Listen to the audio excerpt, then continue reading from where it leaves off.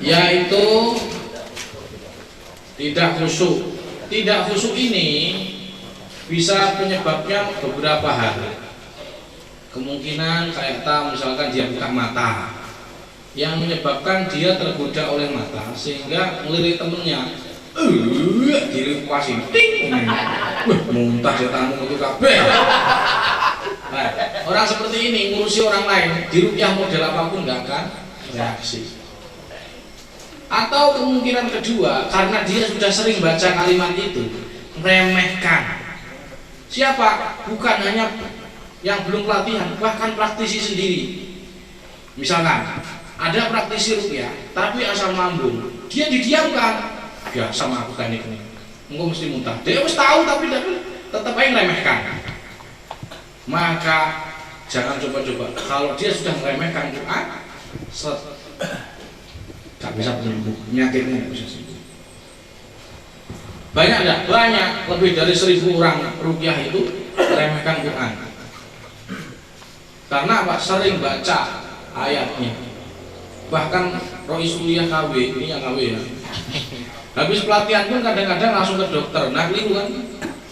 Kenapa dianggap meremehkan? Saya enggak guru mandi. Loh awakmu gak penting saya. Masalah gak mandi urusan buri, tapi masalahnya keyakinanmu tentang Al-Quran wajib hukumnya. Kamu percaya hukum sifat, Quran sifat. Yang kedua, kenapa tidak ada reaksi? Jawabannya karena masih jengkel kepada seseorang. Jengkel. Yang ketiga, tidak ada penyakit medis. Nyun sewu, itu rekaman buat pribadi, nggak boleh diupload, nggak boleh diupload ini, karena untuk mendengarkan ini ya harus 350. Ini mau sebenarnya akunmu sih di subscribe, gue sih mulai monetasi sampai.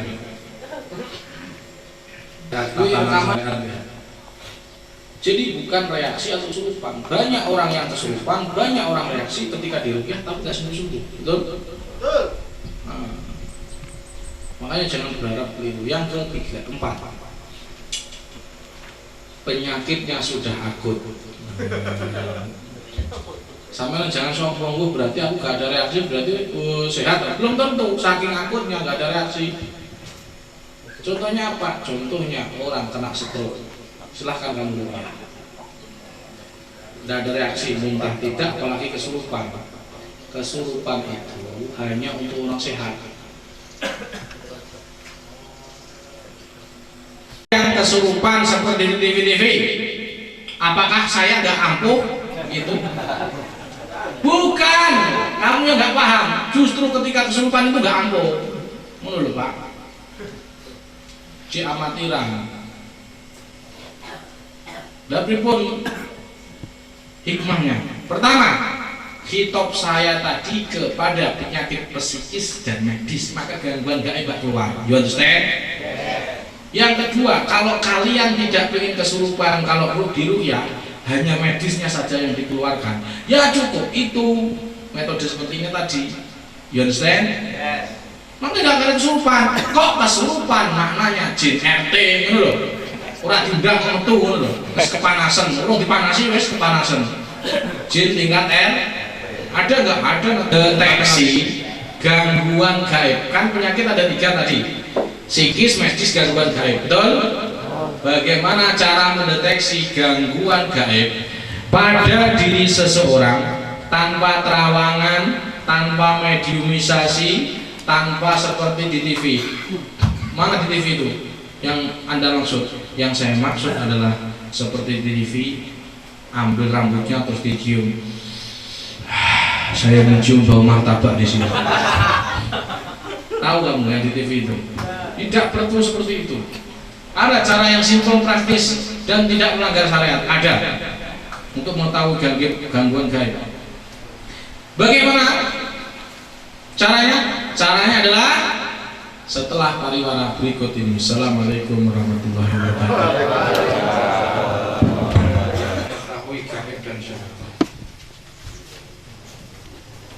Kita manusia hidup di alam apa? Alam syahadah. Sedangkan jin itu alam gaib. Sepakat atau tidak? Baik. Untuk mengetahui gangguan gaib pada diri seseorang, kita tidak perlu nerawang, tidak perlu mediumisasi, tidak perlu membuka mata batin. Ada cara yang lebih ampuh lagi. Mau enggak? Mau. Di mana cara ini insya Allah tidak akan keluar dari koridor saya. Untuk mengetahui gangguan pada gaib pada diri seseorang itu bisa melalui 3 cara. 1. Tulisan.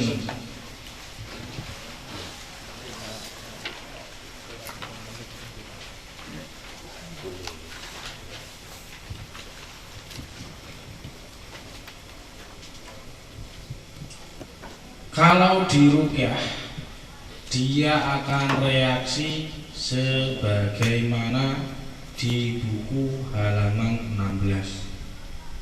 Nanti kalian akan dapat buku dan sampai buka halaman 16. Tulis saja dulu, yang penting tulis dulu saja. Paham tak paham tulis. 2. Dia akan mengeluhkan 3 keluhan psikis ini. 3 keluhan sifat ini. Pertama, mudah marah. 2, was-was. 3, sering lupa rakaat sholat. Dan di sini banyak. Dia lagi tersenyum dan sedang menulis. Oh, biaya ireng.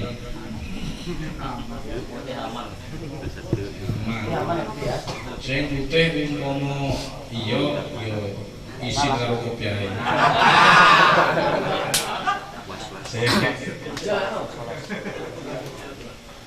Oke. Putih bukan berarti berapa? 3. Dengan azimah JRA. Nih. Perhatikan. Iya. Ini jenenge azimah JRA. Nanti di website www.ruqyahaswaja.com ada kalimat ini. Orang kalau melihat ini kok pusing atau dia ada reaksi, bisa beberapa kemungkinan. Kalau dia pusing, kemungkinan pertama dia nggak bisa baca, akhirnya pusing. Yang kedua, bisa jadi dia gangguan gaib. Dia kok kepalanya pusing, gangguan gaib. Jadi selama ini dia sakit itu gangguan gaib. Meskipun berkamuflase tadi contoh asam lambung atau kanker gitu ya. Perhatikan, nanti cukup kalau dapat klekkan di rumah, cukup tempelkan di sini. Mas Zed, dia misalkan dada sesak, kamu ingin tahu sesaknya gaib atau tidak? Gampang, tempelkan, tek, nunduk, buka mulut. Kalau reaksi berarti gangguan gaib. Perhatikan, ini Bu ya, bukan ini. Aman ini malah kayak tidur. Wes. Oke, itulah 3 cara. Mudah banget. Saya akan praktekkan satu persatu. Saya akan buka halaman 116. Kelopak mata berkedip-kedip tanpa bisa dikontrol. Oke, praktek. Jangan mata, lihat temennya. Temennya dilihat tuh. Delok praktek koncomu. Ayo. Praktek 1, 2, 3. Bisa ngomong mata. Set. Bisa ngomong mata. Loh, kok semua ya gelap toh? Ya, praktek 1, 2, 3. Kok orang kabeh ayo gelap. Salah sih toh, 7 detik.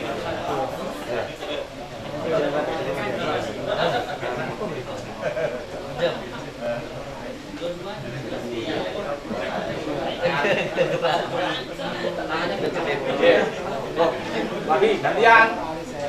Gantian. Iya, Pak Yadi juga. Malah ngorok-ngorokan. Pak Yadi awas cinta. Oke. Ya, B. Tangan tiba-tiba mencekram. kalau sinyap laki-laki, kalau perempuan ya.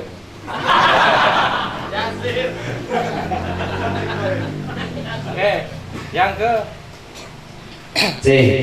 Ketika reaksi muntah sampai pantatnya terangkat sehingga seperti tersungkur. sampai kepalanya masuk kresek. Kreseknya gitu. Bek. Kayak lele persis. Kayak lele dimasukkan kresek nih, ngobek. Nah, berarti dia itu gangguan gaib. Terus D. Menjerit histeris, berteriak atau reaksinya frontal. kalau dipahami ya, menjerit.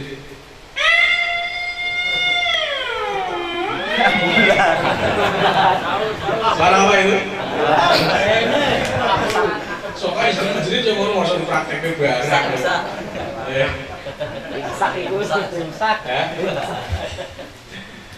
Nah, Surina apa? Surina. Perhatikan, kalau nangis belum tentu jin. Saya ulangi, kalau nangis belum tentu jin. Silahkan praktek anak pondok, perempuan terutama. Kamu ya, nangis belum tentu jin. Cek dulu apakah dia punya duit atau enggak. Betul saya ini, saya pengalaman, saya rukyah di Kiai Azaim. Saya kan teman akrab sama Kiai Azaim situ Bondo. Rukyah 7.000 santri ini, perempuan semua. Jadi dari sini saya lihat sana enggak kelihatan. Rukyah nangis. Duit yang enggak. Ini belum tentu jin. Kalau kamu tadi bisa praktekkan seperti itu, istighfarnya diganti lagunya seperti itu misalkan. Astaghfirullah minal khotoya, atau kamu ganti Astaghfirullah rabbal baraya, Astaghfirullah minal khotoya. Dia nangis tiba-tiba, ya Allah hutangku. Kok akhirnya nih hutang gini kak nangisnya duduk bukan karena apa jin. Kok kamu jin nangis jin cengengesan jin ya jinnya kaget aku meneh. Nah, aku urung mlebu urung apa itu duit yang enggak. Oke, kita lanjut praktek nomor 2, cara kedua. Jadi untuk anu nggak perlu nerawang ya. Kenapa? Ya ini. Yang ketiga apa? Satu. Apa? Mudah marah. Terus? Terus? Nyuwun sewu. Jadi begini. Biar paham kenapa saya sebutkan ini. Untuk kita kan manusia nih, hidup di alam di alam apa? Syahadat. Untuk mengetahui gangguan gaib, semuanya memungkinkan. Gaib itu ada dua. Gaib nisbi, gaib mutlak. Gaib mutlak hanya Allah yang tahu. Alam malakut wa ghairuhu. Alam malaikat termasuk. Kamu undang malaikat dusta, tidak bisa kita ke sana. Ada alam gaib tapi nisbi, jadi kita bisa ke sana, ke alam gaib itu. Misalkan, jadi kita manusia bisa ke alam jin, jin bisa ke alam manusia, penampakan dan lain sebagainya. Karena itu ranahnya masih gaib-gaib nisbi. Kalau mutlak nggak ada yang bisa kecuali Allah Subhanahu. Tetapi bentuk jin pun kita nggak boleh ngomong bentuk asli. Pertanyaannya kenapa? Karena jin bisa berubah-ubah sesuai akalmu. Kamu membayangkan jin seperti ini, maka dia akan membuat sihir yang seperti itu, dan itu nyata. Makanya tidak akan bisa kamu temukan yang namanya pocong di Mesir. Tidak ada pocong di Mesir. Kenapa? Karena pocong itu sudah menjadi bentuknya jin pocong itu sesuai dengan keyakinan masyarakat setempat. Sedangkan di Mesir tidak mengenal istilah pocong. Jinnya tidak pocong, biasa saja. Jadi untuk mengetahui gangguan gaib, jika ada orang ini menyebutkan tanda gaib ini itu, jangan diterima dulu, siapapun yang ngomong. Apalagi orang non-muslim. Saya mencium bau gorengan. Ngapain kamu ngikuti? Nanti kamu sanatnya nyambung ke Abu Lahab, mau nanti. Jangan dinot. Sebelum ada informasi dari Rasulullah Sallallahu Alaihi Wasallam, kamu jangan terima. Ada orang lain ngomong tanda gangguan jin itu, misalkan padepokan, mangku rondo limo romo sedoyo. Dia ngomong jin itu tandanya gini. Stop dulu. Kalau belum ada informasi dari Rasulullah, jangan terima. Nah, khusus yang ketiga tadi itu semua ada informasi dari Rasulullah Sallallahu Alaihi Wasallam. Contoh apa? Marah. Innal ghadaba minasyaiton. Ulangi, innal ghadaba minasyaiton. Nek ngomong setan aja ngiwasi aku. Lihat sih ya. Innal ghadaba minasyaiton. Yang kedua waswas, alladzi yuwaswisu. Sini rokaat salat, mana informasi dari Nabi? Idza nudiya lis-salati adbara syaitanu la khudrat hatta la yasma' ta'dil. Jika dikumandangkan adzan, setan kabur dan dia terkentut-kentut. Nah, setan ini ngentut, gak sampai anda. Terus gila setan selesai, adzan selesai, setan kabur, mendekat. Bila iqomat dikumandangkan, setan kabur. Ketika selesai qomat, setan. Jadi adzan dan iqomat nek ngusir jin bisa ada dasarnya. Sampai ketika qomat selesai, dia mendekati telinga Pak Yanda sampai dia membisikkan udkur kada hatta la yadri kam shalah, sampai gak ngerti berapa rakaat dia sholat. Sholat Allahu Akbar, astagfirullah. Kapok ibu cucu untuk dimurang ya, mau dicolong karo Yanda biasa. Duh, pikiran katok sampai utak ini. Nun sewu, kelihatannya barang-barang ini normal manusiawi, tapi sun sewu itu juga bisikan setan. Daripada ngomong wae langsung tak praktek nih. Sing duwe keluhan iku angkat tangan. Tenang. Ayo, sing duwe keluhan sering marah, waswas, sering lupa rakaat salat, angkat tangan. Wis biasa wae, cepet. 1 2 3. Yuk ke rombongan iki. Wes sing ngomong anu iki, bos-bos etok. 1 2 3 4 ngandenge cagak kae. Ayo. Kamu lho lemu lho. Maju. Lapat agak maju. Ayo, tak buktene kabeh. Ngandenge cagak. Sampeyan barang yo. Iya. Wes sing kamu barang. Ya angkat kabeh. Entah contoh kok maju iki. Hadap sini. Iki gurung lunas kabeh bayare soalnya. Gratis. Disingkirkan itu biar tumpah. Boleh minum. Nah, jadi wong lunas. Yang gurune banter dhewe iku biasane.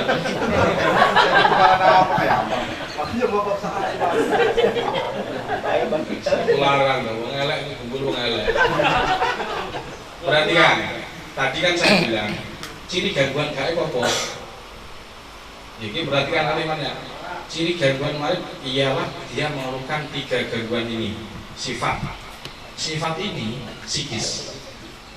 Perhatikan, orang yang punya keluhan 3 ini pasti dia itu punya keluhan medis atau jasmani. Maka keluhan jasmani inilah yang disebut gangguan gaib. Walaupun keumpama di rupiah tidak kesurupan, enggak, tapi dia gangguan gaib. Dan di Lampung ini banyak, mayoritas malah kiai-kiai. Saban sere bareng. Soalnya ketularan. Sebenarnya di sana aku banyak nih sing paling rame mung tengah jadi tak sebut wae. Lemu kabret.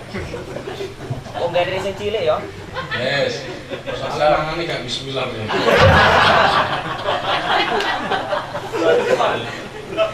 Wes, saiki nek gak percaya tak tekoi. Satu, saya akan tanya ibaratnya begini. Anggap sampean ini saya, ini pasien sampean, janda-janda sebelah rumah gue. Sampean tekoi keluhan fisik. Jadi aja ngomong jin, meskipun sampean tahu dia ini ada setannya, ngono lho. Mesti, lah ini sampean gak percaya berarti gak percaya nabi kamu kok. Mosok gak percaya kowe. Yang saya kelihatannya nyepelek nih sampean. Saya percaya ora? Percaya apa enggak? Apa yang akan nanti nabi jauh koyo ngono kok gak percaya. Berarti artinya sakit setan kabeh.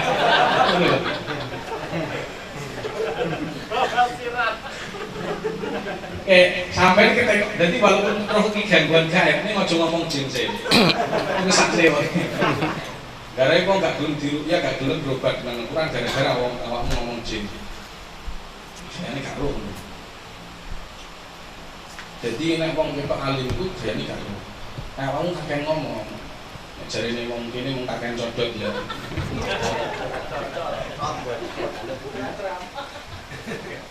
Kakek ceramah maka dia menjadi takut. Kita tanya keluhan fisiknya ya. Contoh keluhan fisik apa? Kepala pusing itu pasti ada keluhan. Maka kepala pusingnya inilah gaib. You understand? Mau sampai ngomong budrek, mau beni budrek sampai 6 kantong kresek, nggak akan sembuh. Kenapa masalahnya? Karena tidak cocok dengan obatnya. Tadi kan di awal mukaddimah saya memakai hadis menggunakan apa? Menukil hadis faida asobat dawa udah abarabibillah. Nek obatnya cocok karo penyakitnya sembuh kanthi izin Allah. Masalah iki karena gaib, wong beni budrek yo gak mari, ngono lho. Lawannya apa? Yo falaknas ngono. Mari. Yes. Ini keluhannya apa? Ganti duit. Rote gede. Ora sama Bu.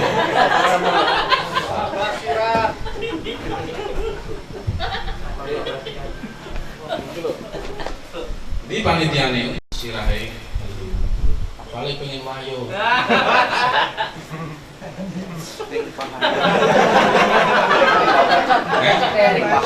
Di selakanan. Ada apa? Sering nyang.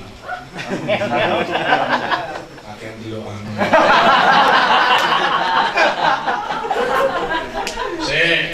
Ora biasane ngono yo sembarangan.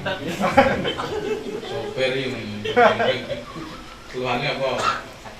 Sakit kepala. Jadi mesti ana keluhan fisik e. Tak boleh meneh. Wong nek duwe keluhan 3 sikis ini, maka pasti kalimatnya pasti. Kamu nggak usah merawang. Ngapain merawang? Ayo gak punya nabi aja merawang-rawang. Kamu nak terawangnya nih. Kamu wajib usah sebelah rumahmu. Keliru terawang kamu itu. Jadi ya, lu rasa terawang-terawang. Sampean pengen sembuh enggak? Pengen. Mana resepnya? Apapun kasusnya, reseklah solusinya ngono lho.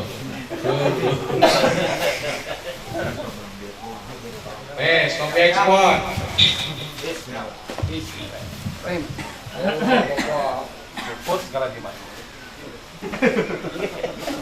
Oke. Sambil mata. Menunduk tulisan saya. Bismillahirrahmanirrahim. Alhamdulillahirabbil alamin. Allahumma shalli ala sayyidina Muhammad wa ala ali sayyidina Muhammad. Ya Allah, jika sering marahnya hamba ini sering was-wasnya hamba ini, sering lupa rokaat sholat hamba ini disebabkan karena gangguan bangsa jin. Hamba mohon padamu ya Allah, keluarkanlah ya Allah, keluarkanlah ya Allah, keluarkanlah ya Allah, amin. Innama amruhu idza arada syai'an yaqulu lahu kun fayakun. Subhanalladzi biyadihi malakutu kulli syai'in wa ilaihi turja'un. Buka mulut.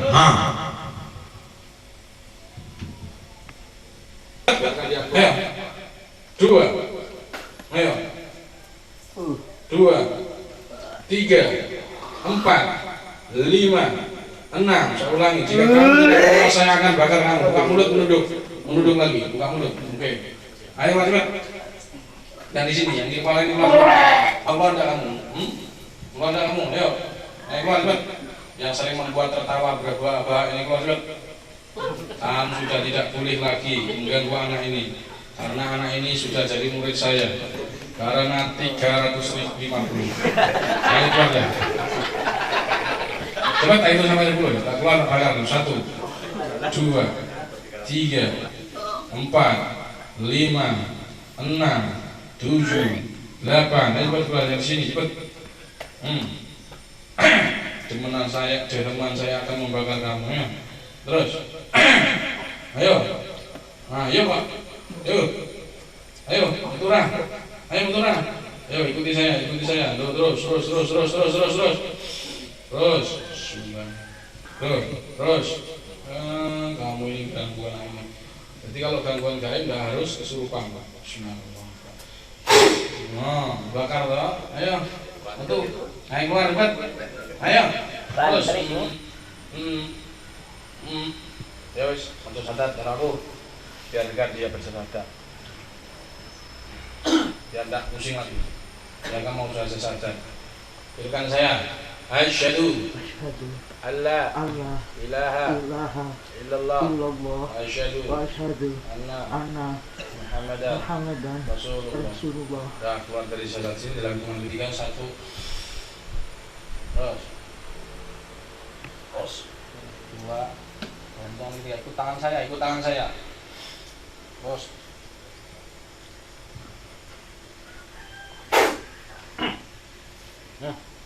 Seret. Oh, masih ada.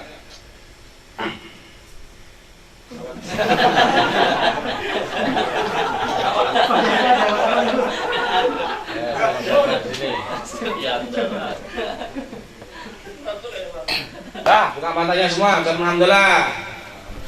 Alhamdulillahirabbil alamin.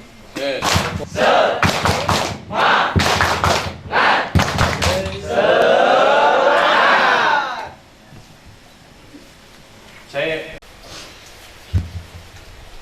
untuk gangguan gaib itu tidak harus kesurupan. Terus gaib itu kalau diobati pakai bahan kimia doang atau dipijit atau apapun tanpa dibacakan ayat, dia tidak sembuh-sembuh. Hanya aja ini sudah berapa kali sakit, berapa tahun. Nah, sakitnya kepala pusing itu 2 tahunan kan, sudah pernah diminum Godrek ya tiap hari ya. Padahal itu jadi falaknas ini tak cukup, tapi karena dia mengerekkan ya tidak cuma berobat Quran ya tidak sembuh-sembuh. Seandainya dia mau 1 kali pun sembuh, 1 kali pun falaknas satu-satu lah sembuh sebenarnya. Cuma ya karena itu tadi, karena belum 350 ya. Alhamdulillah. Lalu gangguan gaib, tulis di buku gangguan gaib ada di halaman 29. Gangguan gaib ada di halaman 29.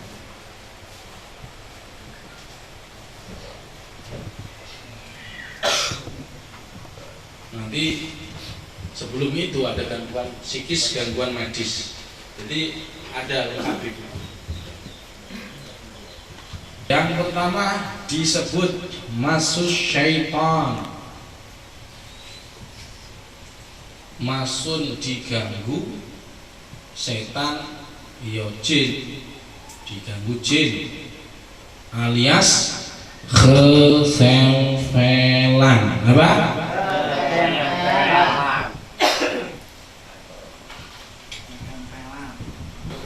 Disebut sihir. Apa?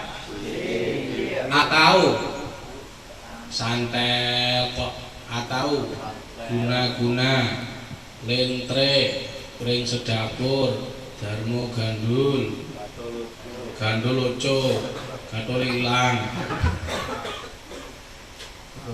semacam-macam nggih. Sihir itu dosa besar kedua setelah syirik. Yang ketiga disebut ain. Yang ketiga disebut apa? Ain. Apa perbedaan keduanya, ketiganya? Perhatikan perbedaannya di sini. Kalau masuk syaitan, jinnya itu masuk sendirian, nggak ada yang ngirim. Kalau apa penyebabnya? Penyebabnya minimal ada 5. 1. Intiqom, balas dendam. Kenapa jin masuk manusia? Karena semenjak dulu Nabi Adam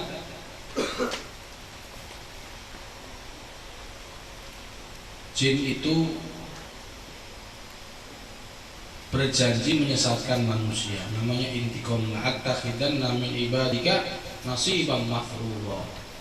Bahkan sekarang sudah muncul yang namanya pasukan Dajjal. Siapakah pasukan Dajjal? Dia adalah ciri jin yang ganas yang diwacane Quran. Jin ini gak gelem Islam tapi diwacane Quran dari gak panasan. Masuknya biasanya membuat pikiran menjadi orang bunuh diri terus, Pak. Pikirannya bunuh diri, mayoritas bunuh diri itu bukan depresi murni, bisa jadi gangguan pasukan Dajjal. Mayoritas 80%. Walaupun ada yang orang ini gak iso lunas-lunas utangnya melarikan diri, bunuh diri. Ono Mbah Cai utangnya kakek isin gitu. Sesuai bunuh diri ngombe putri. Itu bukan karena jin, kadang-kadang depresi. Tapi hampir rata-rata 80% karena gangguan jin. Cuma orang-orang ya sedikit orang yang paham tentang ini sehingga mengira itu hanya depresi biasa. Yang kedua adalah namanya masuk dzulmi, adzulmi. Jadi jinnya masuk karena merasa didolimi. Apa contohnya? Ini pondok sebelum di sini ada namanya Batu Lisan. Itu dihuni ribuan jin. Dibuat pondok, dihancurkan itunya. Kemudian sering kesurupan. Kesurupan inilah disebut tadi masuk dzulmi. Yang keempat adalah yang ketiga namanya masul ismi. Jin suka karena faktor apa? Seneng. Kenapa jin seneng manusia? Biasanya kalau laki-laki dia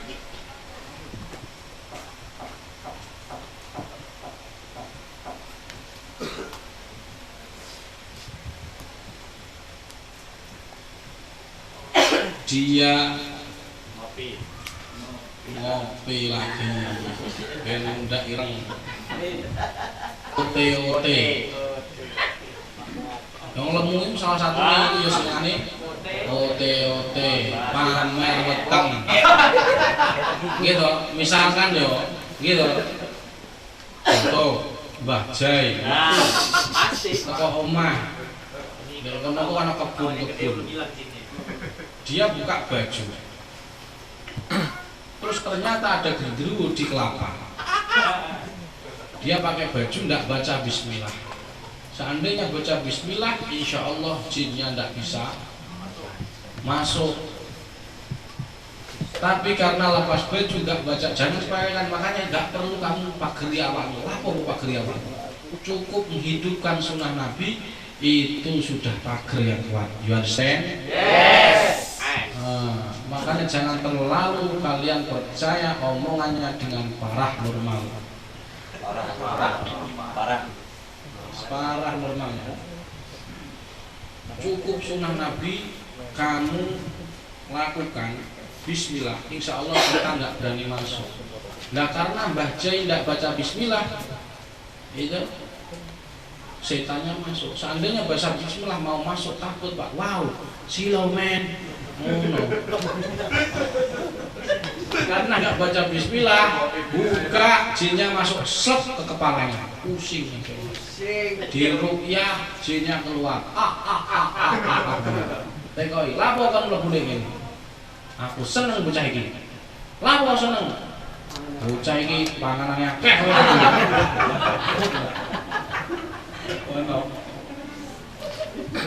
Lapo kok manganane akeh kok senengi.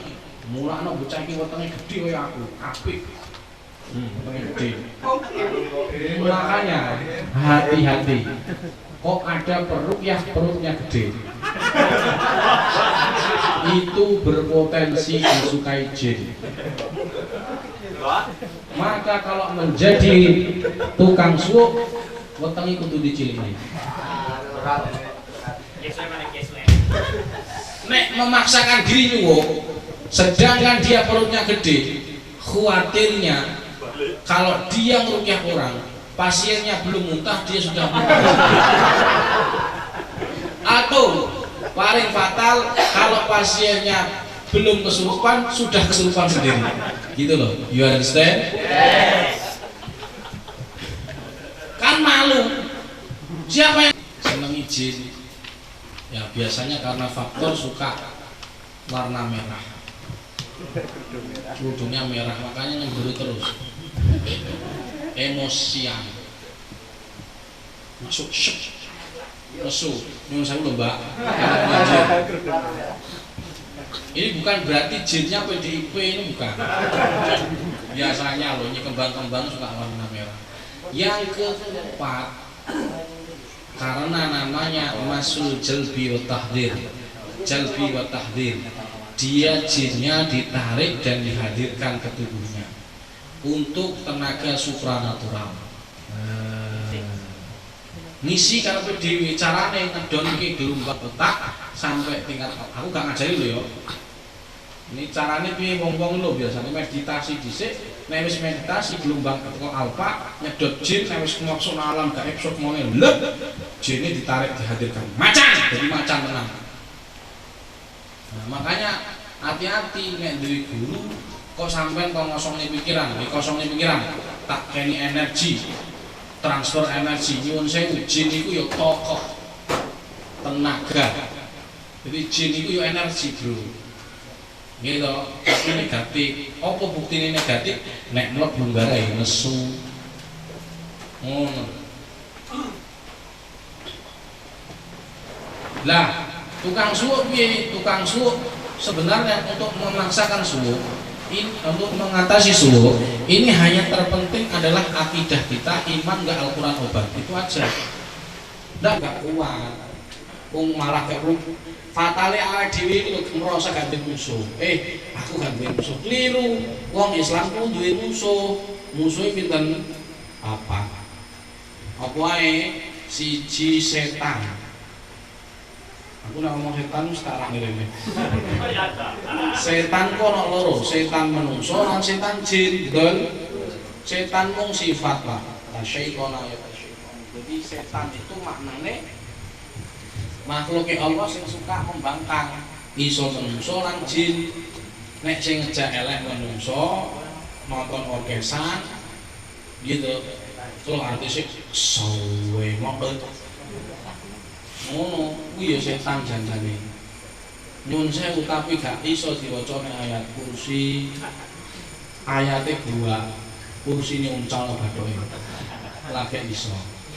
Yang kedua setan golongan Apa ku jin. Setan golongan jin iki asli luwih penak daripada setan golongan manungsa. Nomor 3 donya sing paling angel musuh awake dhewe ditaklukan apa, Pak? Nafsu. Ki musuhe awake dhewe. Makanya para ulama sufi dawuh memasuki kulibat ya enek barang siapa mengira ada musuh yang lebih kejam memusuhi kita melebihi hawa nafsu kita sendiri yang berada di diri kita sendiri, maka dia tidak mengenal musuh sejati.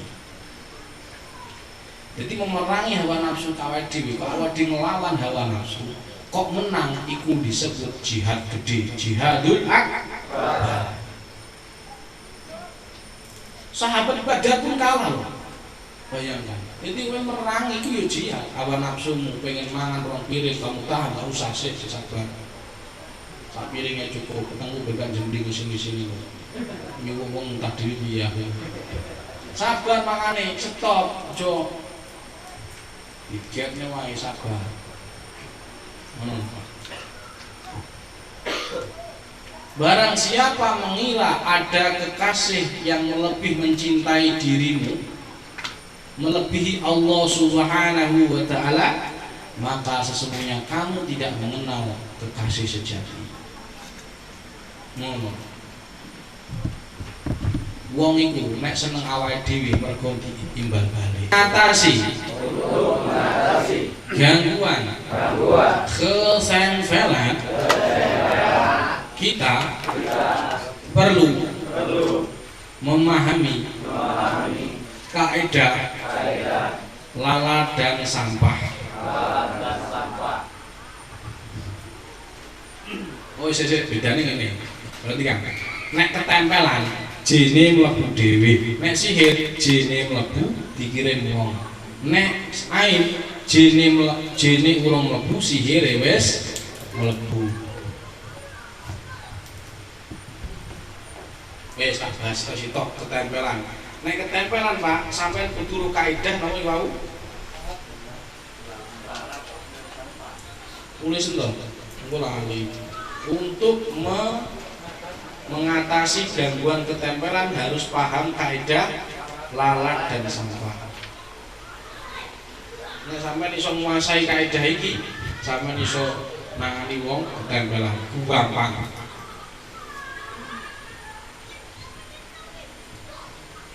Perhatikan, lalat ini jin ibaratnya yo. Sampah ini sifat manusia. Jin akan selalu hinggap jika ada sampah. Jika ada sifat manusia yang membuat jin itu tenang di dalam tubuhnya. Lalat akan selalu hinggap jika ada sampah. Nah solusinya gimana? Sampahnya dibuang, lalatnya dibuang, sampahnya dibuang, nggak akan hinggap lagi ke tubuhnya. Betul?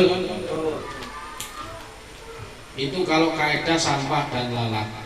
Kalau kaidahnya HP dan tower, maka HP ini jinnya, tower ini sifat manusia, sinyalnya. Pertanyaannya, kalau pengen hilang sinyalnya, yang dihancurkan yang pertama kali sifatnya, towernya atau HP-nya? Berarti sifatnya. You understand? Nah, pertanyaannya, sifat apa saja yang membuat setan masuk ke tubuh manusia? Pengen tahu? Pengen tahu atau pengen tahu bingit? Perhatikan, bajai mesti melakukan ini. Aku gak nuduh, mau sekitar prakteknya sampai ben roh mesti melakukan ini. Sebab ini ada gangguan gaib, bahkan 5 tersangka tadi kabeh mesti melakukan ini. Gak mungkin gak, ya mungkin Pak.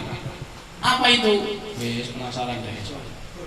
Apa itu? 1, wayo. Itu 1 apa? Murah, marah. Tulis, tirukan saya. Madakhilu syayatin. Tempat masuknya setan ke tubuh manusia. Ada 4. 1. Marah.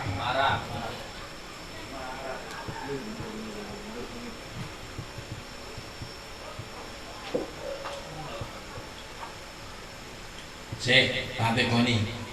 Sing paling sering nesu, yang paling sering marah itu laki-laki atau perempuan? Laki-laki. Laki-laki atau perempuan? Laki-laki, cuma dia aslinya ketular. Makanya datangkan ke saya 100 perempuan dan 100 laki-laki, tak ruyah bareng. Sing paling akeh banyak kesurupan laki-laki atau perempuan? Perempuan. Ya itu sebabnya. Ngono lho. Sing paling maklek, sing sering Pak mati dhisik dhewe, mati dahulu, laki-laki atau perempuan?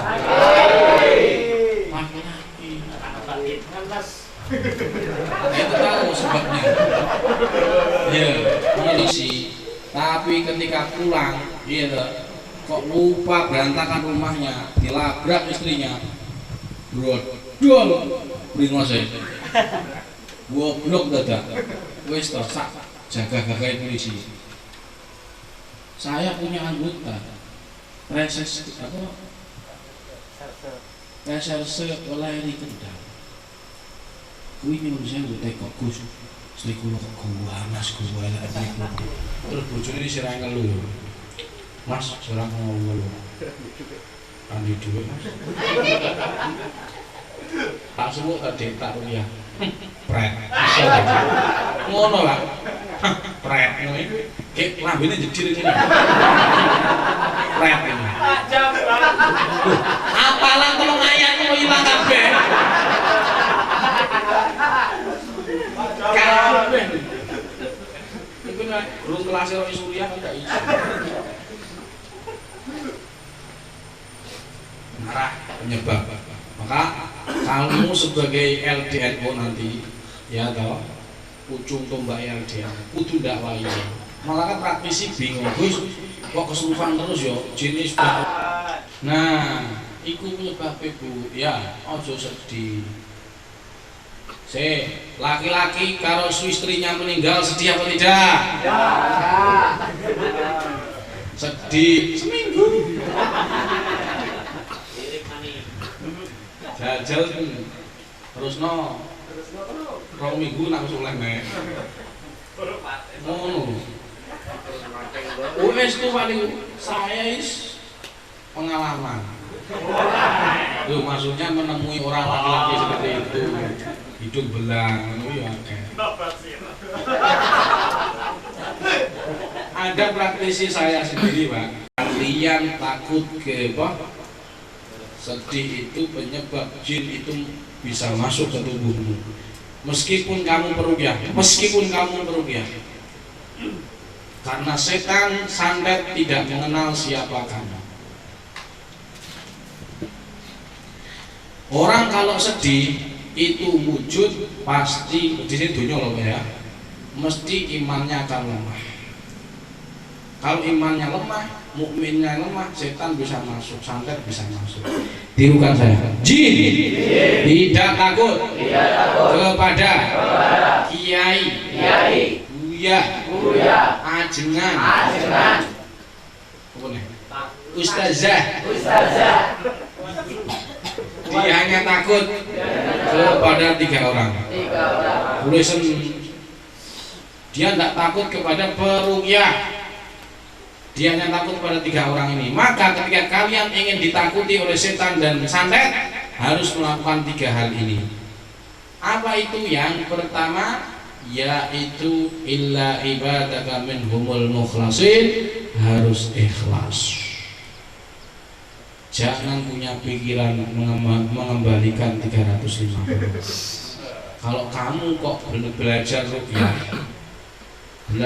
ruqyah dan kamu kepikiran bagaimana cara mengembalikan 350,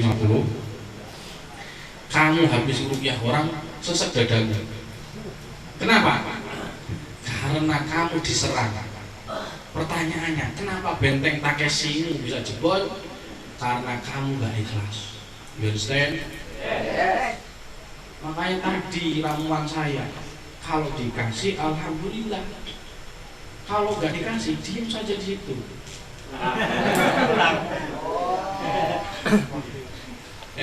Ya investasi akhirat.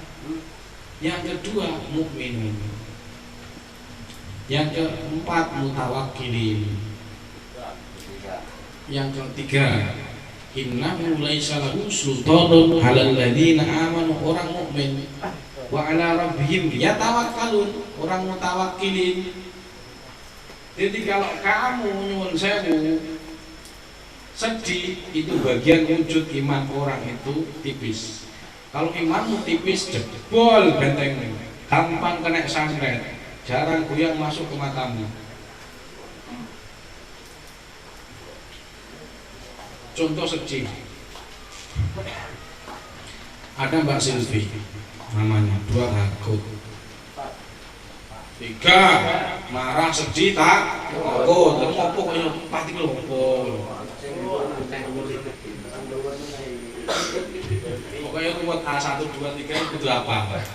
Aku nerangin di pokoknya jangan ngomong wae. Perhatikan, wong takut itu membuat, Bu, perhatikan ini. Ono wong 5, ibu-ibu 5. Enek siji sing wedi, mesti sing ketok penampakan jin lewat, mesti sing wedi. Astagfirullahaladzim, apa sih Mbak? Putih-putih iki lho, apa sih? Kowe ndi gak ono? Tapi kenapa yakin kelihatan?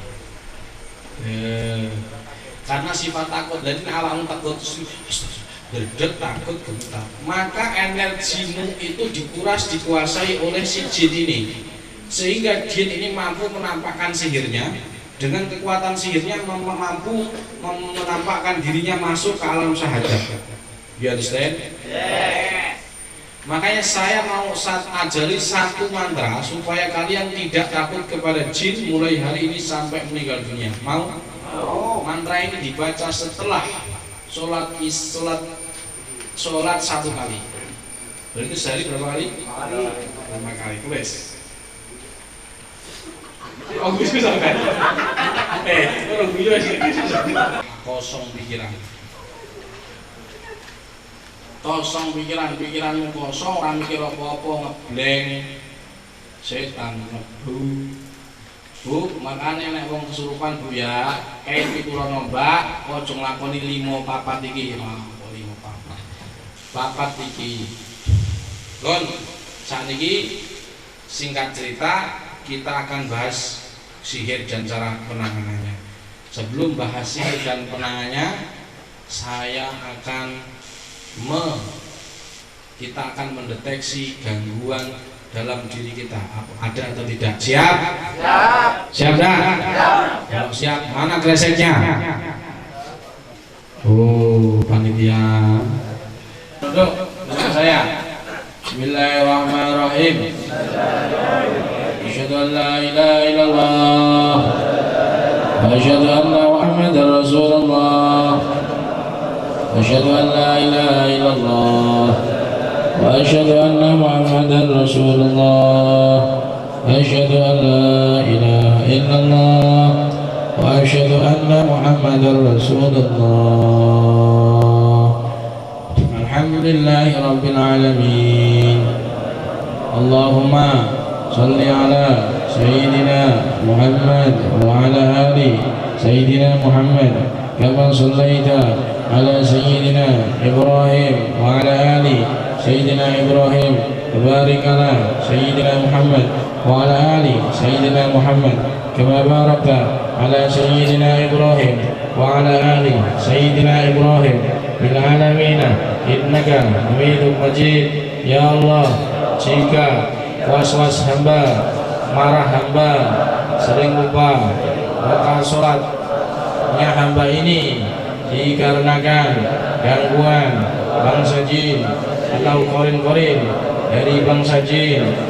Keluarkanlah ya Allah, keluarkanlah ya Allah, Engkaulah sang maha penyembuh dari semua penyakit lahir dan batin. keluarkanlah ya Allah, amin. Innama amruhu idza arada syai'an an yaqula lahu kun fayakun. Subhanalladzi biyadihi malakutu kulli syai'in wa ilaihi turja'un.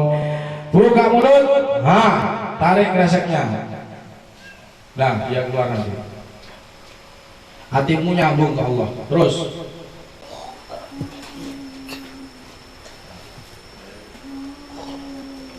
Terus, betul.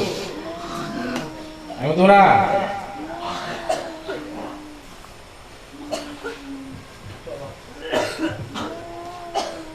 Lima. Iya, jadi drum tuh. Gantu. Tak mau tuh. Bro. Ayo, bro. Matanya macam alhamdulillah. Suruh bukan matanya kok. Tepuk semangat.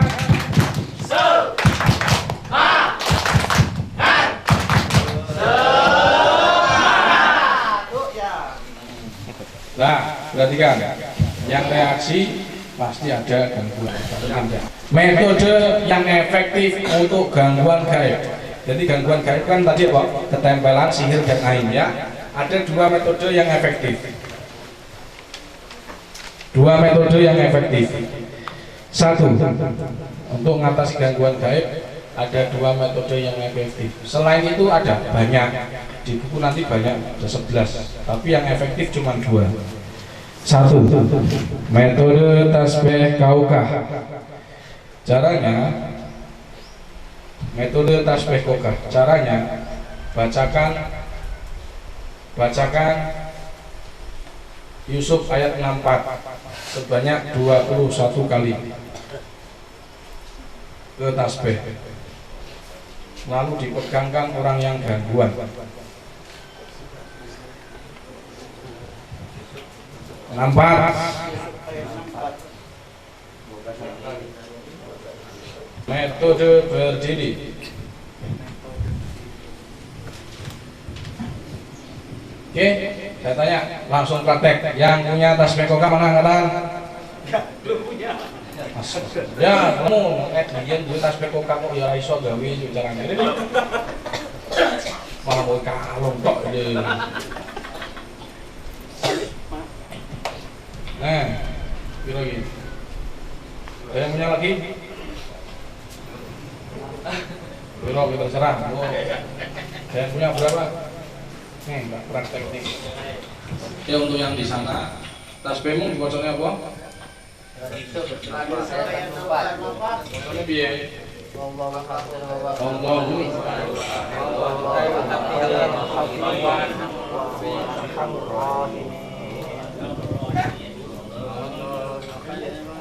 Pas ya. Oke, pejamkan mata nanti digenggam pakai tangan kanan ya. Yang erat genggam. Bismillah berubah dengan Quran. Enggak usah dikonek. Pejamkan mata, menunduk, dirikan saya. Bismillahirrahmanirrahim. Alhamdulillahirabbil alamin.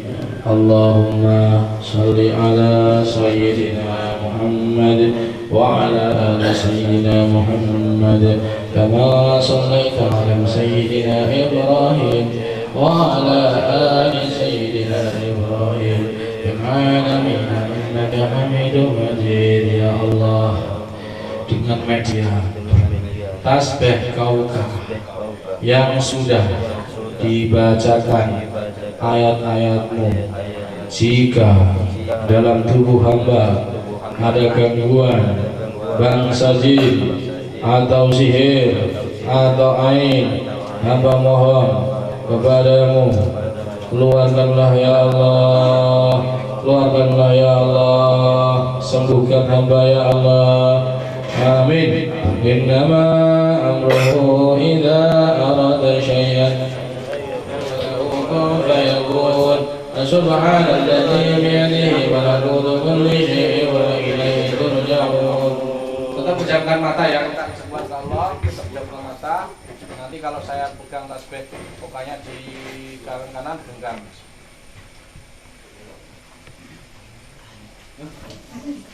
7,5, 8, sampai hitungan 10 masih tidak mau keluar. Siap-siap tubuhnya dibakar dengan ayat-ayat Allah.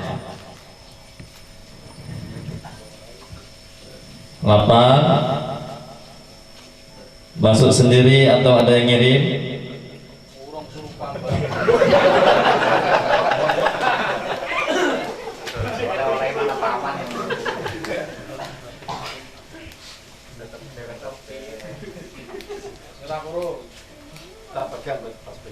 Ngitungnya itu selesai.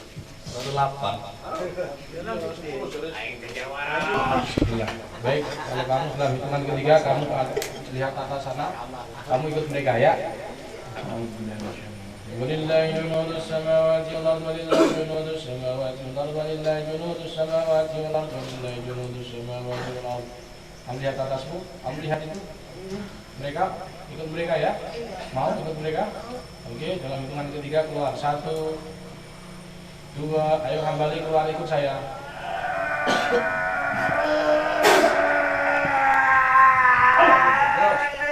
Yes.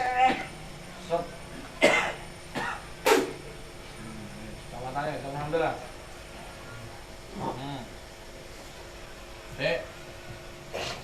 Aku saya ket tukang isuk. Berarti orang mampu, Pak.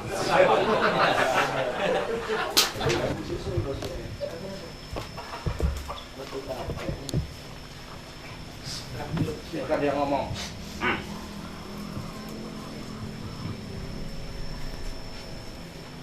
Terus. Udah lama di sini kamu?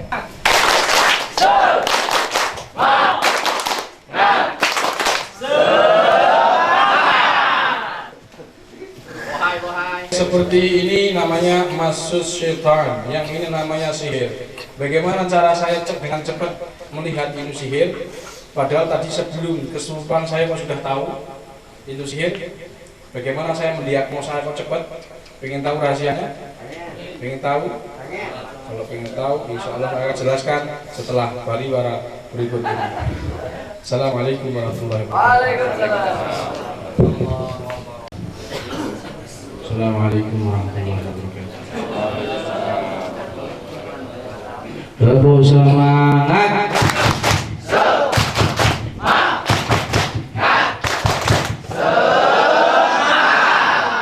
Baik. Kenapa saya bisa katakan yang tadi ini ketempelan, ini kena sihir? Ini berbeda. Tulis perbedaan orang yang ketempelan dan kena sihir.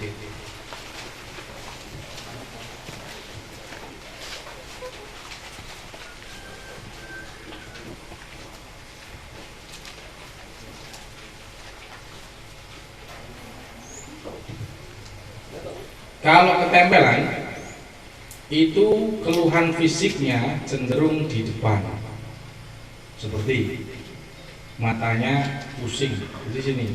Ini kan mata nih, di atas mata ini pusing, harus ini pusing, polip mata, pokoknya di depan. Di sini polip, sinusitis, mata pusing, sakit gigi sampai 3 bulan. Kemudian ada. Nah, pertanyaannya sakit gigi karena bolong, karena sakit gigi dan ibu hamil itu dua-duanya penyebabnya sama. Apa penyebabnya? Yaitu terlalu lama tidak dijabut.